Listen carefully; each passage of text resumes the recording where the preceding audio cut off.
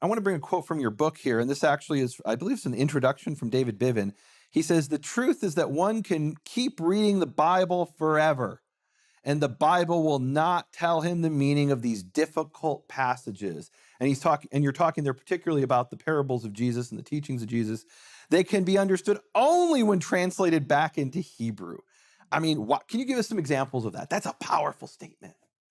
Well, for example, and this is one passage I think that we had noted earlier, but everybody needs to know it. They probably can quote it from Matthew chapter 5, and it says in verse number 22, it's chapter 6. Oh, chapter 6. It says, "The light of the body is the eye. Yeah. And if therefore thine eye be single, thy whole body is full of light." Now, I don't know what translation you've got there. I've got several translations here, and they're all different. They're all different. They're all different because they don't know what this verse means. Because they don't know what so it is. they're doing their best to guess. They're blundering their way through it because they don't know what it means. And some says they're single, some say whole, some say healthy, some say clear. What is it? Yeah. Well, in Hebrew, this is a Hebrewism, and it's used even until today, as you know. And he asked me this yesterday, and I'm like, yeah, of course. So, but tell the people. I want them to hear it from you. The Hebrew is Wait, if guys, you have. Wait. Before you do this, can you read us this verse in the Hebrew of, this is a Franz Delitzsch edition, I believe. Yes. Delitzsch was this wonderful Hebrew scholar in the 19th century. He translated the New Testament from Greek into a Mishnaic biblical style of Hebrew. So this is probably very close to what it would have sounded like. Yes.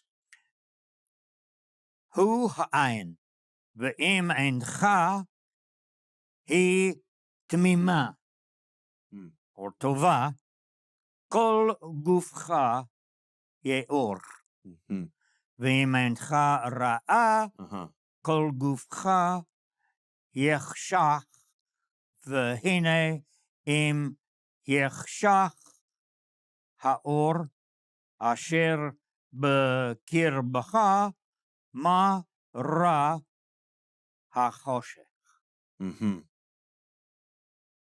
If you've got a good eye, your whole body's filled with light. And good eye had nothing to do with vision. But if you've got an evil eye, your whole body is filled with choshech. Yeah. Darkness. And how great is that darkness? So and it was interesting. There was a lady who was sitting here as part of the study group where you were teaching people all day yesterday and today, and she made the remark. She said, "We've read that our whole lives, and we just blur past it because we don't know what it means. We just move on right past it. It's just words. It sounds really pretty, but we don't know what it means. I hear that in Hebrew. I know exactly what it means. Would you tell the people what it means? What's an evil eye? Evil eye means miserly or stingy. That's right. And a good eye means generous. That's right. And these are just Hebrew expressions. And they use them today. Ad hayom hazeh, until this very day. Give with a good eye. Yeah. Right. And if you think about where it comes from is, I kind of don't want to give that. And you're looking at it like, you're not happy about giving it. That's the bad eye. And the good eye is like, oh, here, I'm generously giving. So, wow. And it's so used many, many times in the Mishnah.